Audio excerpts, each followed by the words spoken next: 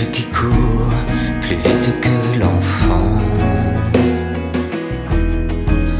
plus vite que celui qui ramasse des fleurs,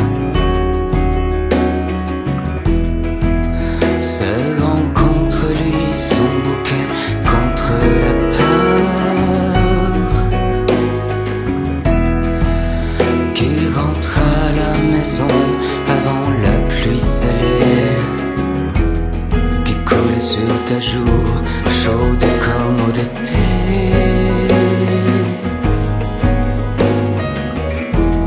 qui coule sur ta joue chaude comme eau d'été.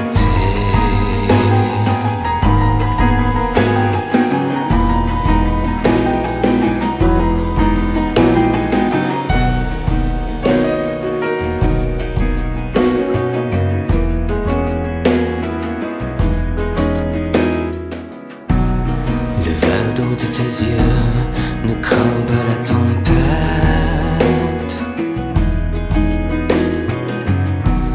Les nuages qui courent plus vite que les trains, plus vite que celui que nous prenions avant,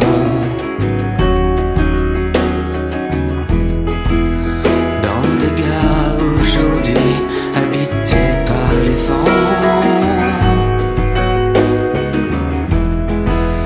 qui se frottent en amont sur les tôles d'acier et qui violent la chambre de leurs cris glacés,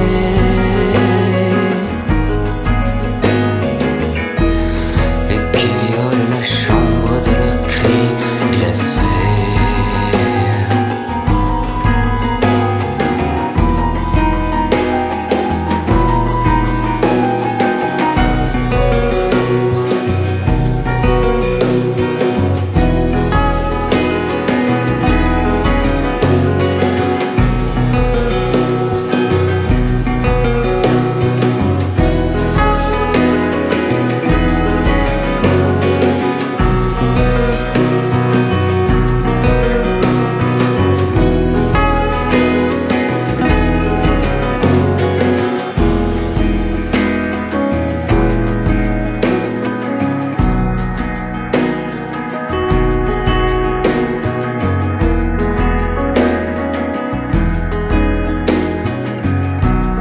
Le verre d'eau de tes yeux ne craint pas la tempête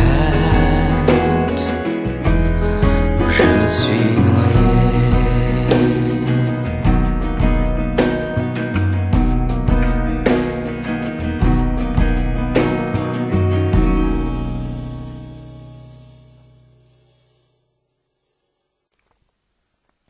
Bonsoir, je m'appelle Xavier Plumat. Je suis, comme on dit, auteur, compositeur, interprète de chansons. Je viens de la Sarthe et je fais ce métier depuis 20 ans, un peu plus de 20 ans maintenant. Voilà, j'ai commencé à écrire des chansons quand j'avais 15 ans, 14-15 ans je crois à peu près. Et j'ai formé mon premier groupe qui existe toujours il y a exactement 20 ans, non un peu plus, en 97. Ce groupe s'appelle Tulou. Je l'ai formé au retour d'un voyage à San Francisco, où je suis allé vivre pendant 1 an, et en revenant dans ma Sarthe natale, j'ai rencontré un type, Thierry Plouse, qui est devenu mon ami, qui était fan de musique, comme moi. Et voilà comment l'histoire a commencé. J'avais quelques chansons en stock que je jouais dans la rue pour gagner ma vie dans le métro, ou à San Francisco, ou dans la rue ou dans le métro.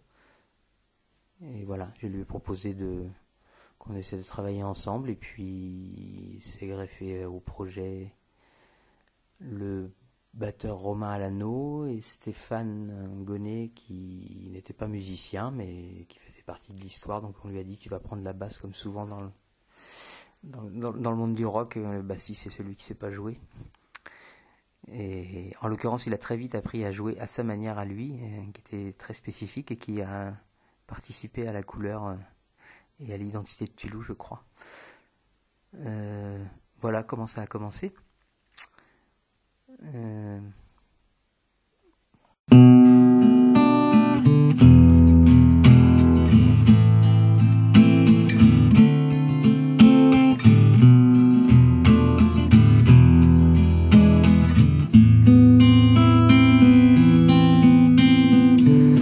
Elle observe les acrobates à travers la moustiquaire, les beaux cloueurs de latte, élégance dans rocking chair, fine tireuse de latte, enfumelée montant l'air. Elle ne plie pas l'échelle, elle grimpe au ciel, elle grimpe au ciel. Petit rat qui ne s'en fait pas. Non, ne rangez pas l'échelle, elle grimpe au ciel, elle grimpe au ciel. Petit rat qui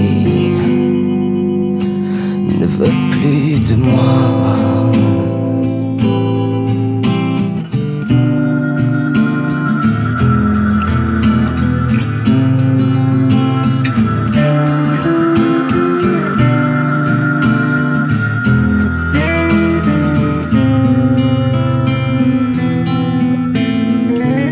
Elle vise de ses yeux clairs les muscles sous la peau moite.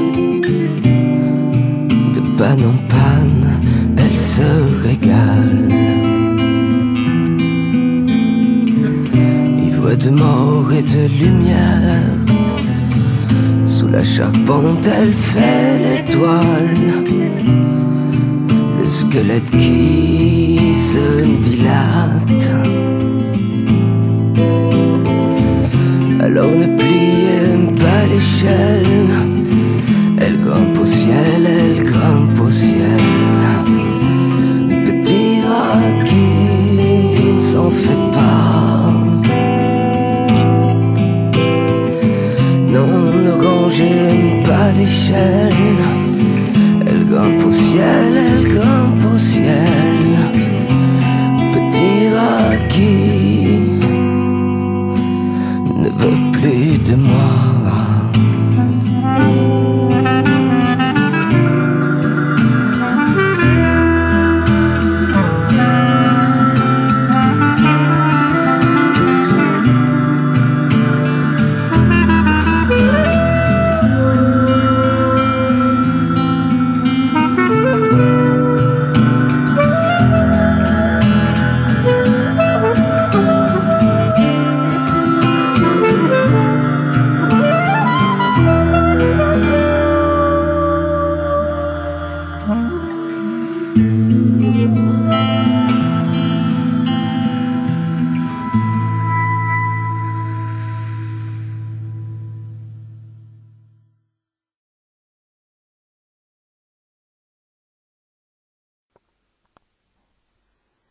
Alors mon amour ou ma passion pour la musique, je pense qu'elle vient de l'enfance. Quand j'étais petit, mon papa est un chasseur invétéré, et donc le week-end il était jamais là, il était toujours parti à la chasse. Parfois on l'accompagnait moi et mon frère, et souvent on restait à la maison. Dans la Sarthe, la saison de la chasse c'est l'hiver, donc et dans la Sarthe l'hiver il fait vraiment pas beau, il fait gris. Et mes premiers souvenirs musicaux, des mois musicaux, c'est ma maman qui écoute Barbara en boucle le dimanche après-midi, et moi et mon frère qui tentons de s'occuper dans cette ambiance assez grisâtre. Mais malgré tout, très belle. C'est pas, je voudrais pas donner une image déprimante ou mortifère de mon pays, de ma région, parce que ça a un vrai charme, c'est très joli, la lumière est très belle, un peu comme ce qu'on peut imaginer de la Normandie à travers les peintres impressionnistes. Enfin voilà, donc je me souviens très bien d'avoir été très ému par les chansons de Barbara quand j'étais petit. Et puis ensuite, en grandissant vers vers 12-13 ans, je crois, j'ai mon oncle, le frère de ma maman en l'occurrence, chez qui j'allais passer quelques week-ends, avait une discothèque dans laquelle il me laissait plonger à l'envi. Donc j'ai passé des après-midi entiers chez lui à piocher, à écouter les vinyles. Et là, c'est là que j'ai eu un vrai choc. En découvrant Neil Young, Lou Reed, Leonard Cohen, voilà, toute la musique de cette époque. Et je pense que c'est à ce moment-là que... sinon, je dirais pas que l'idée de faire moi-même de la musique a commencé aussitôt, mais en tout cas, où j'ai réalisé l'importance de ce média et l'impact extrêmement profond que ça pouvait avoir, en tout cas sur moi. Ensuite, du coup, tous ces gens que je viens de citer étaient avant tout des songwriters, donc leur instrument de prédilection, c'était la guitare. C'était vraiment un instrument qui m'a très vite envoûté, attiré en tant qu'auditeur, et ensuite, quand j'ai commencé à en jouer, à vraiment m'envoûter. Donc j'ai commencé à jouer en essayant en autodidacte complet, en essayant de déchiffrer les disques que je viens de citer de Neil Young ou Leonard Cohen. Et puis voilà, c'est comme ça que ça a commencé. Ensuite,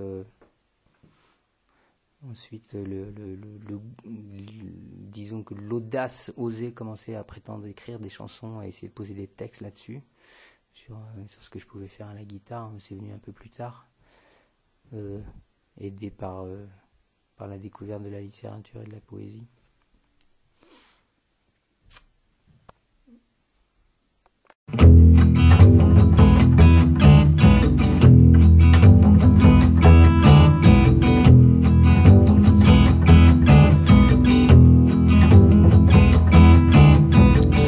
J'ai pris la route des volcans et le cœur comme un cerf-volant. Je n'avais qu'une idée en tête, vivement la plage de Sète.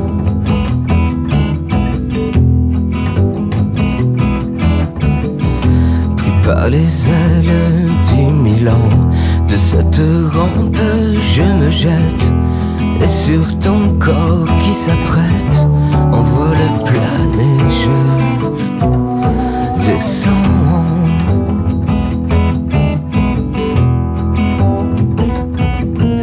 Et le ciel étoilé tombe sur ta voie lactée, en pépites de silice brillante. Et le ciel étoilé reflète ta voie lactée, les pépites de silice brillantes sur tes cuisses.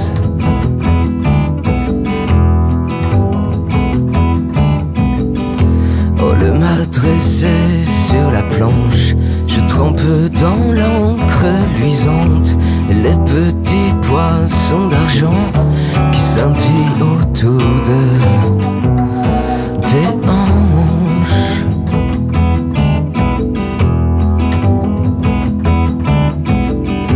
Là au cœur de cet élément, à non nul ne peut résister.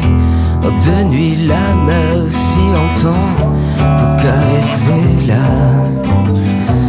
nudité.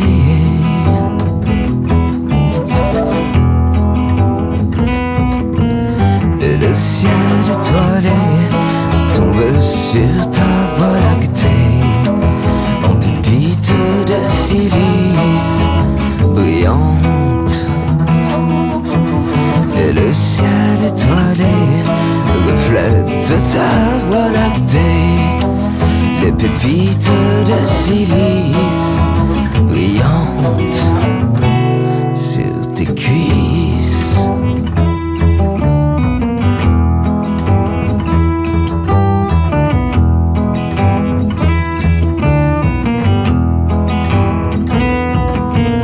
Et le ciel étoilé tombe sur ta voie lactée en pépites de silice brillante.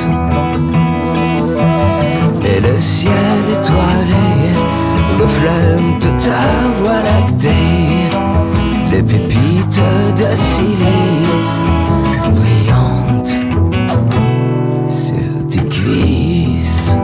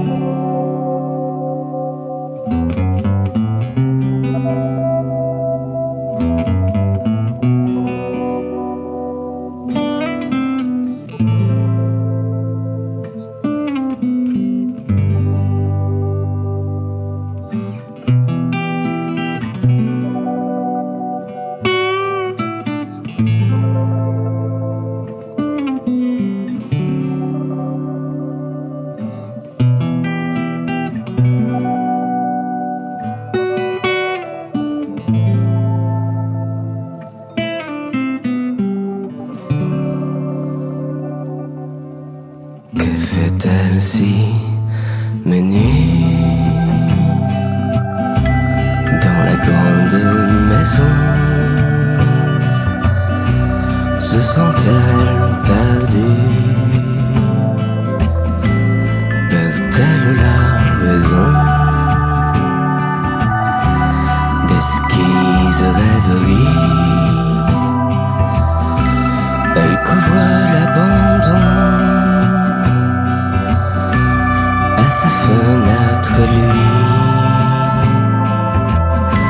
la tendre invitation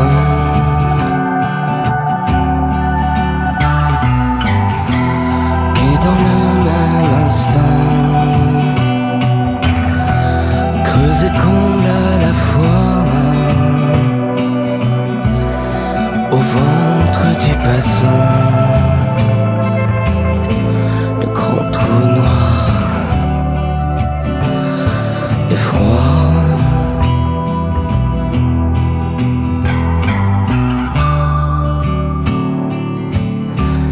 Que fait-elle cachée quand personne s'est volé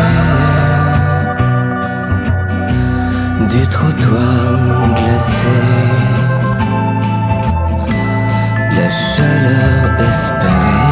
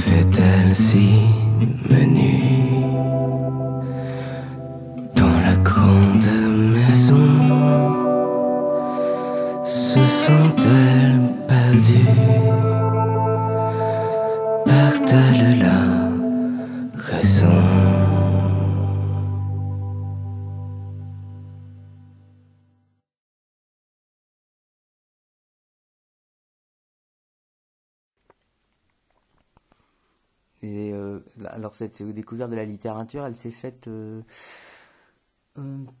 d'abord par Madame Bovary. C'était une lecture imposée en cours de français, et c'est le livre qui m'a vraiment fait entrer dans le monde de la littérature. Avant, je lisais peu. Je lisais plus des BD. Et puis, je sais plus quel âge j'avais. Peut-être c'était 14 ou 15 ans quand j'ai lu Madame Bovary. Ça m'a vraiment... j'étais très ému. J'étais amoureux de Madame Bovary. Et j'avais rendu un dossier où j'avais repeint la couverture du livre, qui était d'un peintre impressionniste, je sais plus lequel. Voilà, bref. Et ensuite, en écoutant encore une fois ces albums dont je parlais, j'essayais avec l'aide d'un prof d'anglais qui a pas mal compté pour moi, de traduire un peu les textes de Lou Reed ou de Leonard Cohen. Ça m'a amené vers la poésie, vers Rimbaud, Baudelaire, Sandra. Bon, je vais pas tous les citer, je les ai pas tous en mémoire comme ça, mais et là, du coup, j'ai découvert que en chanson française, il y avait des tentatives à l'époque de marier ces deux influences, à savoir la culture littéraire et la culture rock venue d'Angleterre ou des États-Unis, avec des gens comme Gérard Manset notamment, ou qui d'autres, même Nino Ferrer, pas les tubes yéyés de Nino Ferrer, mais tout ce qu'il a pu faire par ailleurs, qui est beaucoup moins connu. Et voilà, c'est grâce à... Bon, enfin, comme tout le monde, un peu, on sort pas de la cuisse de Jupiter, et on se découvre pas tout d'un coup un talent et une mission pour être auteur-compositeur. C'est en écoutant les autres que l'envie nous prend nous-mêmes d'essayer ou de tenter le coup. Et puis au début, c'est pas forcément très très réussi. On garde ça pour soi, et puis je sais pas pourquoi, à un moment, on se sent autorisé à le faire entendre à d'autres, en l'occurrence les gens avec qui j'avais envie de monter ce groupe là, Tulou. Et puis eux, ça semblait pas, ils ne semblaient pas trouver ça trop horrible à entendre, donc je me suis senti autorisé à continuer.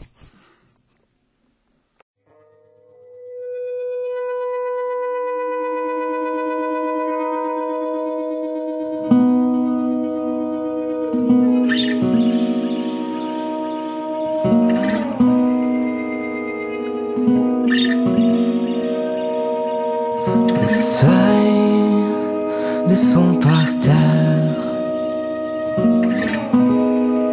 en zone inondable, je coule des jours heureux, je coule de mon mieux, je ne prends plus la tyrolienne pour survoler ce jardin. Désormais j'avance à la rame, de l'onde je fais mon instinct. Aux archives de maison rose, je sauve quelques meubles, je laisse quelques fleurs. Aux archives de maison rose, je laisse porte close. Au seuil de son parterre, en zone inondable, je file, je coule en douce, comme coule Pérouse. Où est passé le capitaine qui donc décide du chemin? Désormais j'avance à la rame, de l'onde je fais mon instinct. Aux archives des maisons roses,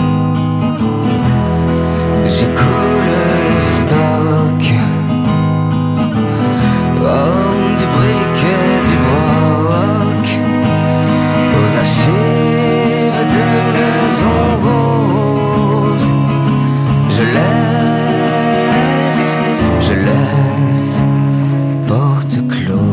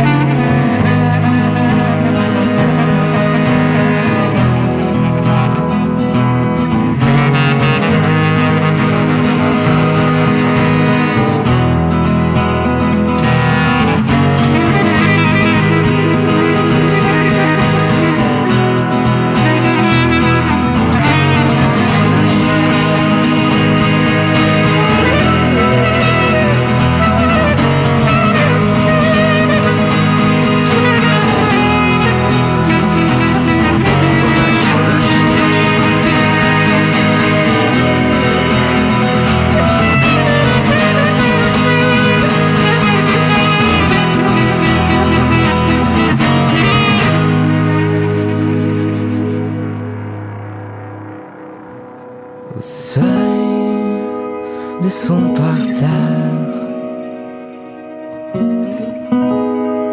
en zone inondable, je coule des jours heureux, j'y coule de mon mieux.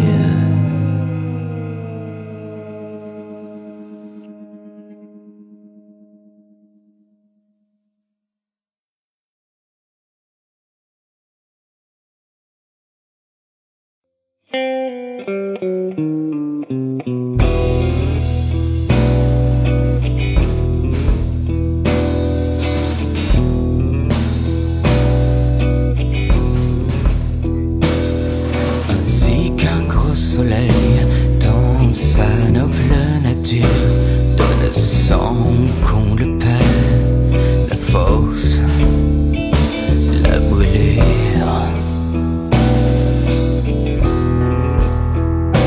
Tu m'as gorgé de sève, rempli comme un fruit mûr, et fais jamais les braises à l'infâme.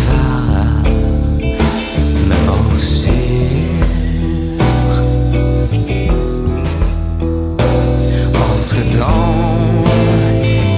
ma demeure, j'habite un incendie, un incendie. Entre dans ma demeure, j'habite un incendie, un incendie. Entre dans ma demeure.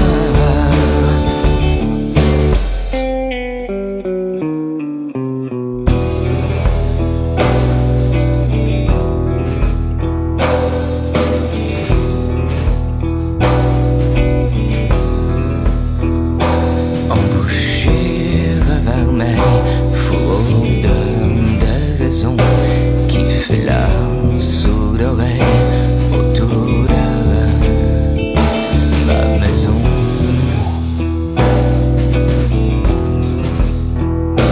Ma huitième merveille qui ignore son nom. En bourreau tu excelles.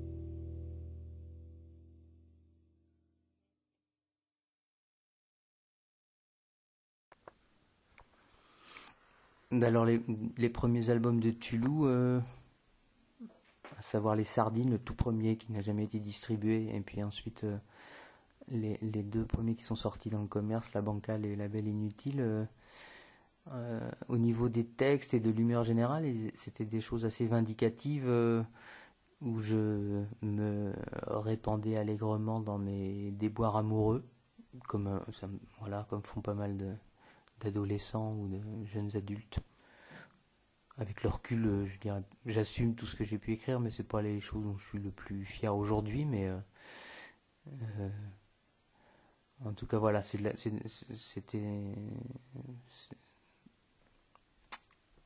comment dire, ça me faisait une matière première toute prête pour tenter d'exprimer quelque chose. C'est une forme d'exutoire aussi, voilà. Et puis ensuite, assez vite, je me suis rendu compte que j'avais pas vraiment envie de m'épancher, de raconter mes petits malheurs comme ça à longueur d'albums et de chansons. Donc à partir de Peña, le 3e album, j'ai commencé à essayer d'exprimer un peu autre chose, des choses un peu plus, comment dire, un peu plus abstraites ou comme dans la poésie et comme dans la musique, quand elle n'est pas accompagnée de texte, on peut essayer de faire ressentir quelque chose de plus indicible qu'on n'arrive pas à exprimer dans le langage courant au quotidien. C'est ça que j'ai trouvé intéressant mais qui en fait est un peu récurrent à toute forme d'expression artistique, quoi, d'essayer d'exprimer l'indicible, ce qu'on n'arrive pas à dire autrement, quoi. Donc, j'aime bien en général l'idée que, par exemple, en littérature, le plus important, c'est pas forcément ce qu'on lit, mais c'est ce qui est entre les lignes, en fait. C'est tout ce que ça implique et ce que ça charrie derrière. C'est la même chose en musique, et le langage abstrait par excellence. C'est vrai en peinture, c'est vrai dans toute forme d'expression artistique, je pense. Donc voilà, à partir du 3e album de Tulou, j'ai commencé à essayer d'être un peu plus dans cette direction.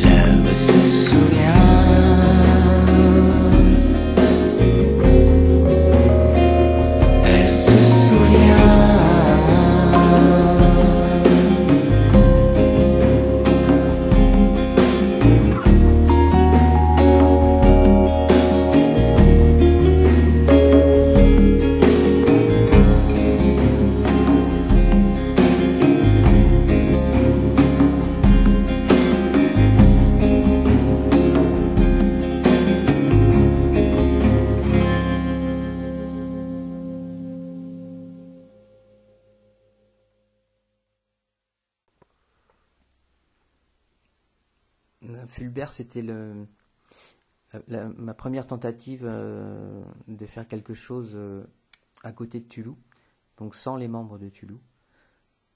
En l'occurrence, c'était avec un trio avec Cyril Bilbao à la batterie et François Chevalier au piano et à la basse. Mais ça aurait pu être le premier album sous mon nom, mon premier album solo. Bon, à l'époque, je sais pas, j'assumais pas, je pense, j'étais pas encore prêt à signer un album de mon nom, peut-être, je sais pas. Voilà, et donc il s'est appelé Fulbert, un prénom que j'ai trouvé dans le calendrier des PTT. Mais l'expérience était vraiment intéressante dans le sens où ça m'a comment dire permis de m'assumer avec mes chansons. C'est-à-dire que une fois que l'aventure Tulou était lancée, c'est parti assez vite, on a eu pas mal d'échos dans les médias, on a beaucoup tourné au début. Du coup, on était pris là-dedans et moi, j'écrivais des chansons qui étaient naturellement destinées à Tulou. Et au moment où j'ai fait Fulbert, c'était un questionnement pour moi de me dire, mais est-ce que mes chansons elles tiennent debout sans Tulou ? Moi, j'en avais l'impression puisque je les compose chez moi tout seul. Je considère qu'elles méritent d'être proposées à d'autres à partir du moment où moi j'en suis satisfait déjà tout seul dans ma cuisine, mais je l'avais jamais tenté. Donc Fulbert, c'était la première expérience. Voilà, avec le recul, je trouve que c'est un disque qui tient toujours la route, donc ça valait le coup. C'est pour ça, je pense qu'après j'ai réédité, réitéré, et que j'ai continué à faire des albums solo en parallèle de ceux de Tulou.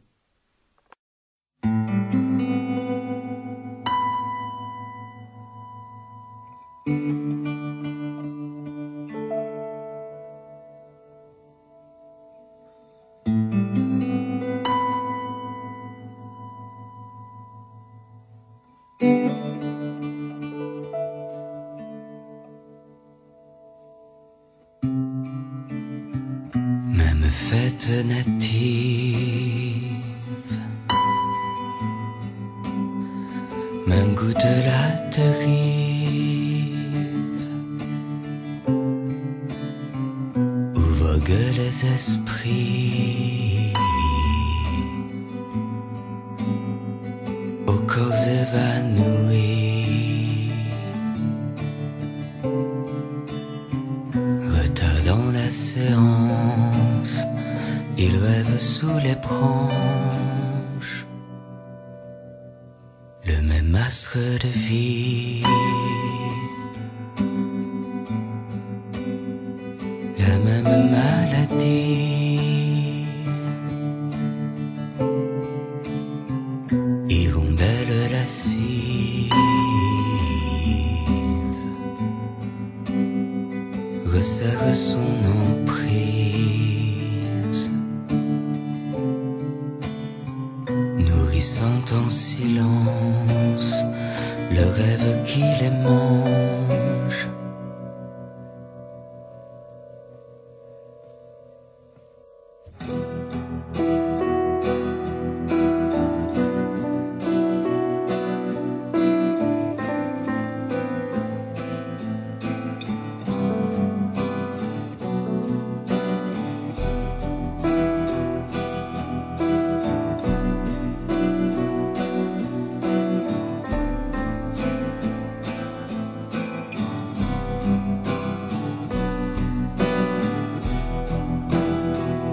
Mais lorsqu'on lui demande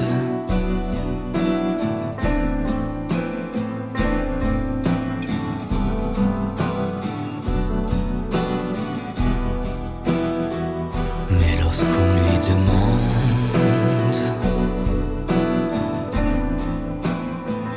êtes-vous son épouse?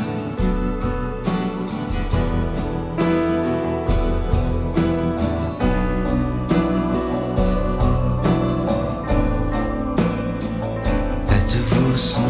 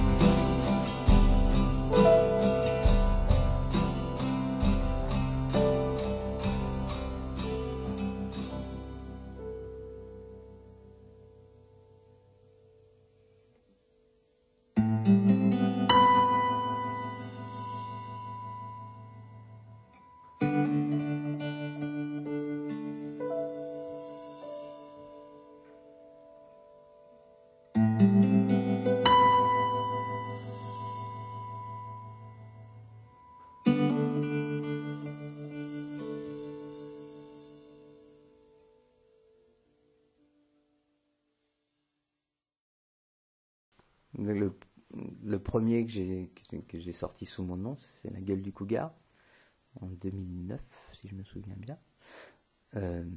J'ai été aidé dans la réalisation de ce disque par un ami très cher qui m'a proposé de le produire.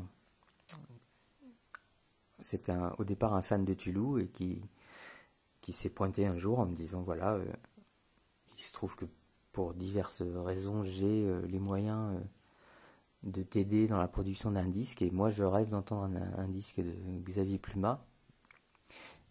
Donc si ça te dit, voilà, moi j'ai le label derrière, le producteur artistique, donc c'est difficile de refuser ce genre de proposition. Et donc on est parti dans la réalisation de cet album avec donc Gilles Martin à la production. Et dès le départ, sa proposition à lui, c'était de dire on enregistre tes chansons en version guitare-voix dans l'optique que ça puisse faire un disque tel quel. Et puis moi, donc Gilles Martin, je les propose pour des arrangements à 2 ou 3 personnes que j'ai en tête, que j'aimerais bien inviter sur le projet. Donc moi je dis ok, allons-y, banco. Donc on a enregistré l'album en guitare-voix.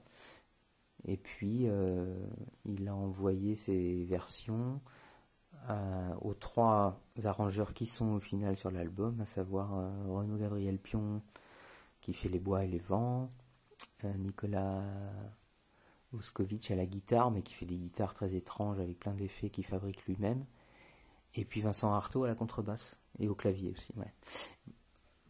Bref, au final, c'était une expérience très intéressante et très étonnante pour moi, puisque les chansons, elles sont parties, et je ne savais pas du tout ce qui allait revenir de la part de ces arrangeurs, que je n'ai pas rencontrés. Et en fait, on s'est rencontrés une fois l'album terminé. Et j'ai été épaté par à quel point ils avaient mis leur talent d'arrangeur au service des chansons. Dans la composition même des chansons, sachant que ça allait partir et être proposé à des arrangeurs, moi j'avais prévu des plages instrumentales où eux auraient pu s'exprimer, et en fait ils ont très peu utilisé ces plages pour s'exprimer eux-mêmes, mais ils ont sans arrêt au contraire essayé de souligner ce qui pouvait être raconté dans les textes. La première chose, les 3, c'est la première chose qu'ils m'ont demandé, c'est envoie-nous les textes avant de commencer à écrire quoi que ce soit. Et voilà, c'était très, très chouette parce que c'était une manière vraiment toute nouvelle pour moi de travailler. C'était la première fois que je confiais les chansons à des gens que je ne connaissais pas du tout. Et c'est la première fois que j'avais un retour, artistique et détaché, puisque tout ce que j'avais pu faire avant avec Toulouse, on est tellement proches, tellement amis que la question se pose pas. Voilà, on fait les choses de manière affective sans réfléchir à ce que ça peut impliquer ou pas, alors que là les gars avaient du recul, analysaient, m'envoyaient mais dans ce texte là qu'est-ce que tu veux dire, etc. Donc c'était très très chouette à faire. Et suite à ça, je me suis senti encore une fois autorisé à en faire d'autres. Donc après j'ai fait le cabinet Vaudou des Curiosités d'Adèle, et puis tout récemment Meyerling, qui est le 3e à sortir sous mon nom.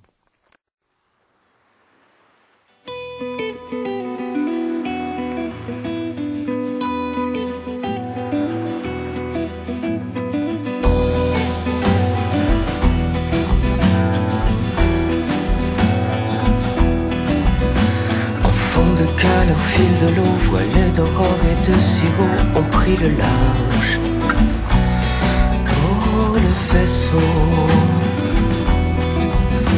Au bel endroit à fleur de peau où s'articule ton compas, on mit le cap et le ruisseau. Et le monde déplie son matelas les frondes du grand catalpan. La chose humide tient la barre, emprisonne dans l'entrepôt, rien n'est si bon ce regard où s'allume dans l'abandon, apprivoisant chaque bordée de l'horizon. L'immensité, fille-ton d'où s'enroulent tes bras. C'est le monde qui s'étrangle de joie. Sur la page alitée, le vent d'une sirène, par les flots libérés, l'hormone se déchaîne. Sur la barge envoûtée, à ses flancs le bel adage, par le sang à poser carpe diem. Au tempo du fleuve indocile, on transférait les corps subtils et du visage. Un même miroir. Mais s'il te prenait de revoir les grands arbres de la forêt près des nuages, la flamme du soir, fille-ton d'où s'enroulent tes bras. C'est le monde qui s'étrangle de joie. Sur la page alitée, le vent d'une sirène, par les flots libérés, l'hormone se déchaîne. Sur la barge envoûtée, à ses flancs le bel adage, par le sang à poser carpe diem.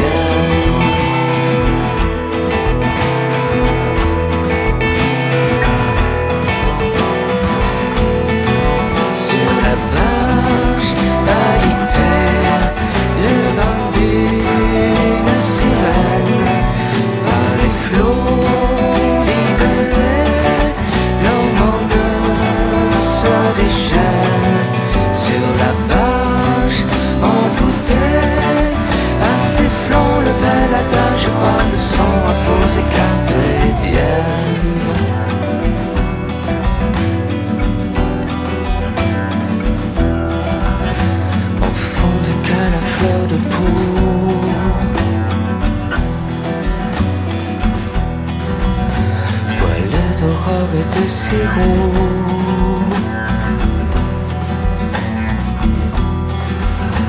on prit le large.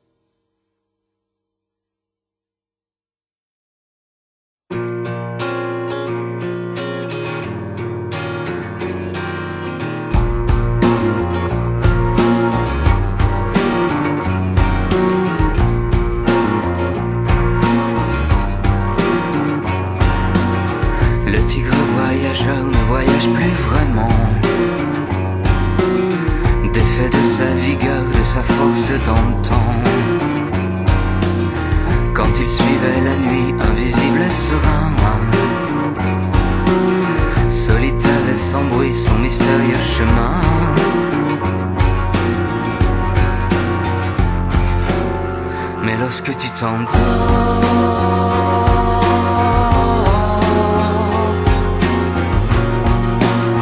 dans le froid qui t'étreint,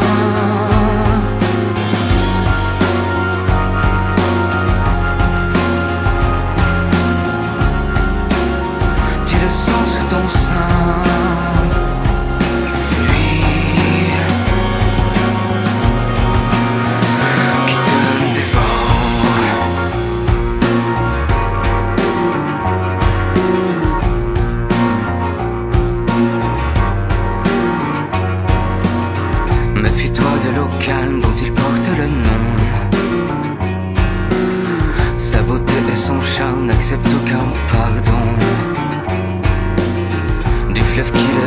triste, tu verras l'être fond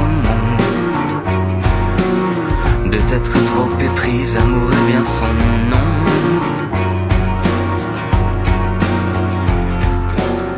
Mais lorsque tu t'endors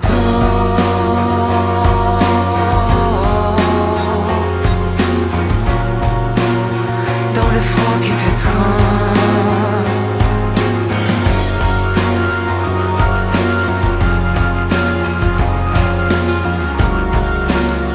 tu le sens sous ton sein, c'est lui qui te dévore.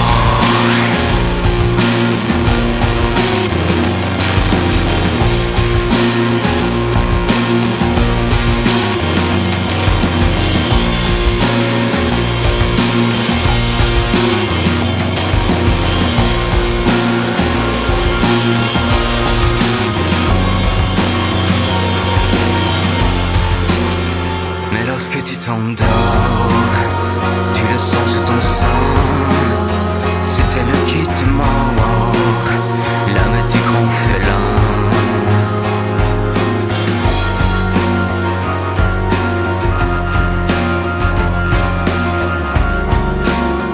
Dans les froids qui t'étreint, c'est lui qui te dévore.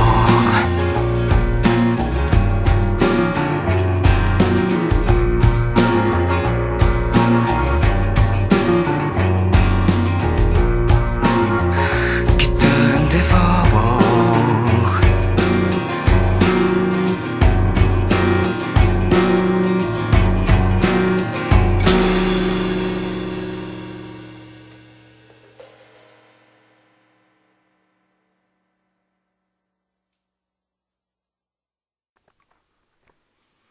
Donc le cabinet vaudou des curiosités d'Adèle, c'était encore une autre approche où je tenais à le réaliser avec Thomas Bellhomme, qui est un batteur, et plus qu'un batteur, parce que c'est aussi un compositeur qui réalise des albums sous son nom, que j'adore.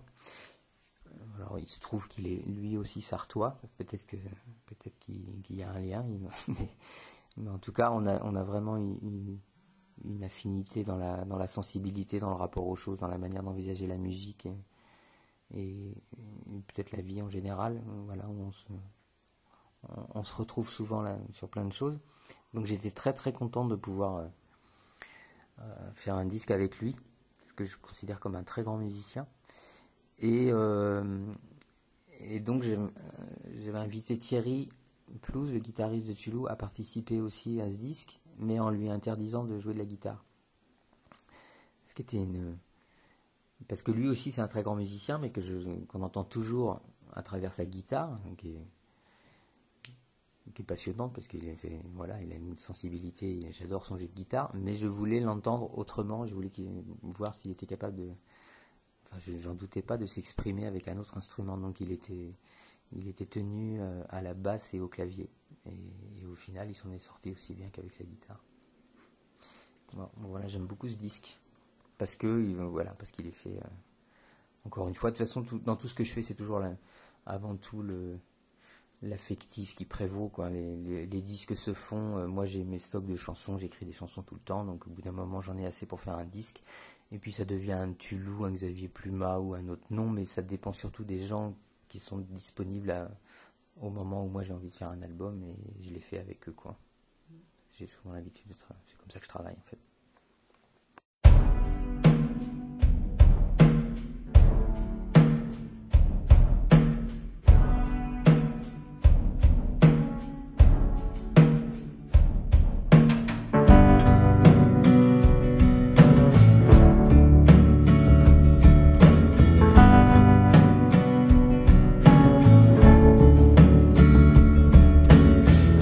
Tu glisses en brave pèlerine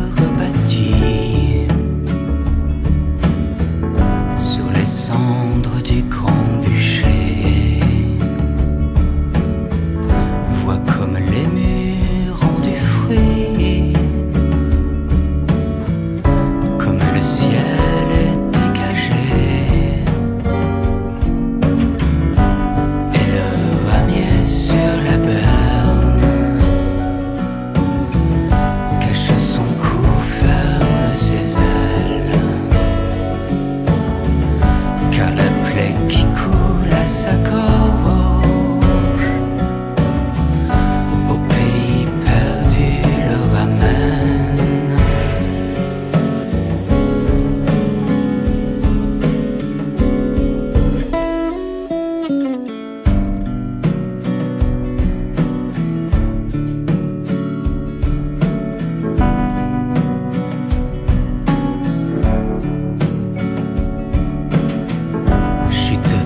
Sable du fruit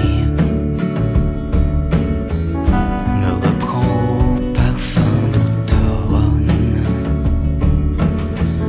Le sucre du vent, pauvre pomme,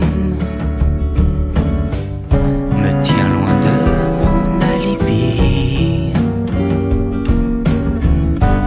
Et le ramier sur la berne cache son cou, ferme ses ailes, car la plaie qui coule à sa gorge, au pays perdu le ramène.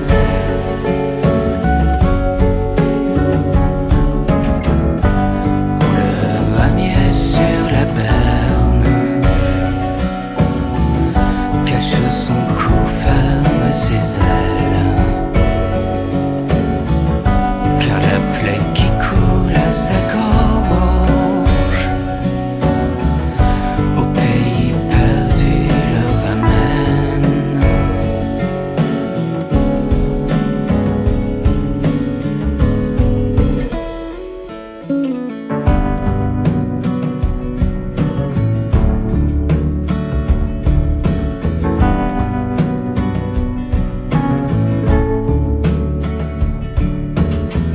Vois comme les murs ont du fruit, comme le ciel est dégagé.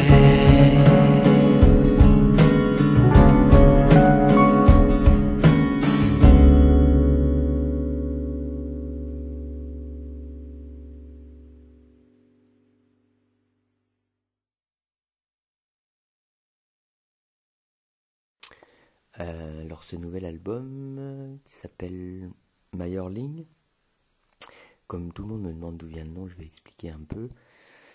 Ça n'est pas le nom du pavillon où a été retrouvé suicidé le prince d'Autriche avec sa maîtresse. En fait, c'est le nom de la montre que portait mon grand-père, que j'aimais beaucoup. Et voilà, j'ai gardé cette montre à laquelle j'étais attaché affectivement. Et c'était une montre toute modeste qui s'appelle Mortimer Mayerling.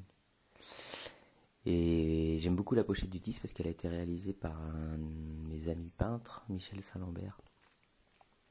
Et le précédent Toulouse, je l'avais déjà fait faire la pochette par un autre de mes amis peintres, Jean-Gilles Bader.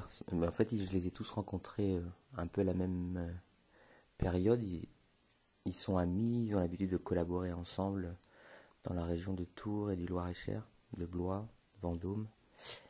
Et je suis bien content d'avoir rencontré ces gars-là parce que ça permet des échanges et des croisements artistiques, la vision que eux ont de leur peinture avec ce que moi je peux avoir comme rapport au monde à travers la musique.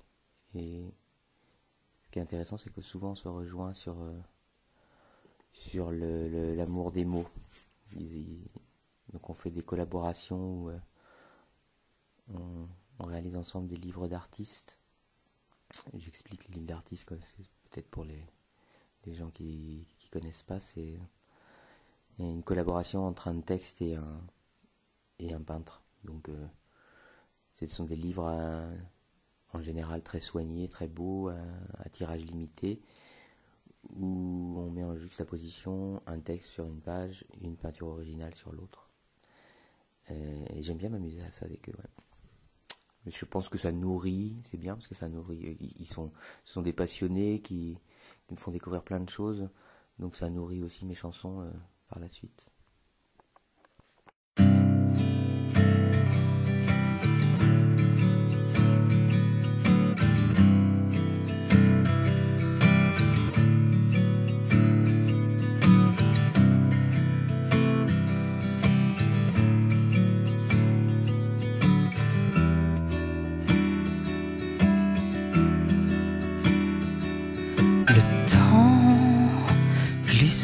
sur son manteau, comme sur le lisse galelo, en neige sur ses longs roseaux.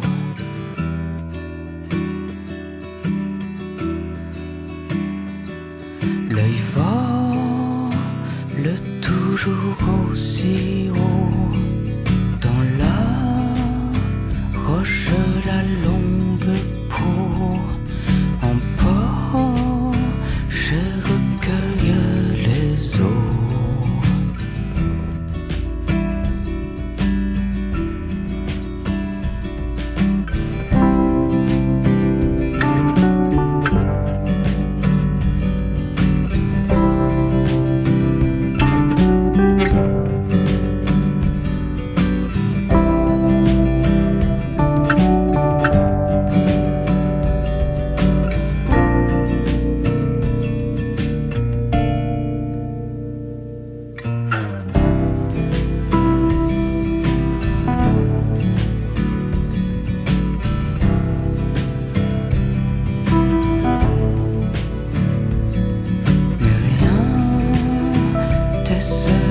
Des années, des deuils et des folies passées n'entament la classe et la beauté.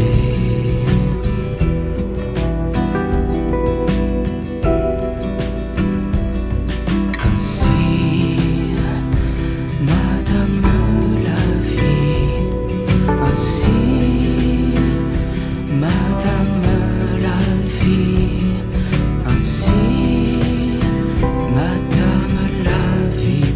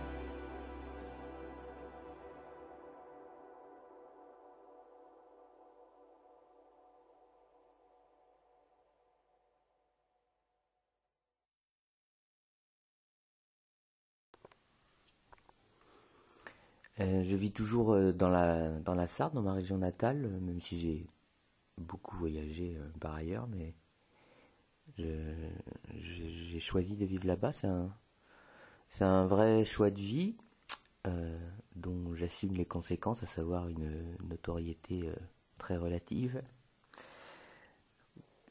C'est plus compliqué de vivre de la musique en étant à la campagne, en province, plutôt qu'à Paris ou dans une autre grosse ville, mais c'est important pour moi parce que c'est ce qui m'a nourri quand j'ai grandi. J'ai grandi dans la nature et ça continue à m'habiter et à nourrir mes chansons. Je sais qu'il y a beaucoup de métaphores dans mon écriture et elles sont plus inspirées par la nature que par le paysage urbain. Mais sans doute que si je vivais en ville, j'aurais des images plus urbaines qui me viendraient pour essayer d'exprimer cet indicible dont je parlais tout à l'heure. Après, je trouve que une rivière ou un arbre porte plus de sensualité qu'un mur en béton.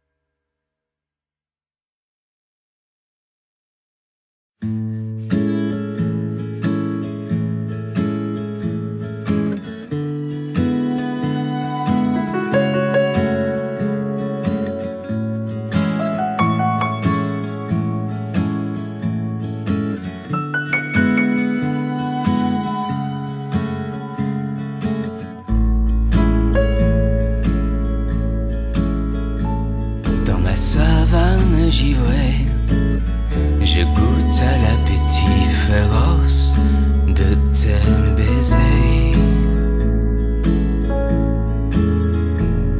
À ta félinité, quand tu me déchires l'écorce, bouche sacrée. Retourner m'allonger au bord de la rivière, à l'épaisse aux cheveux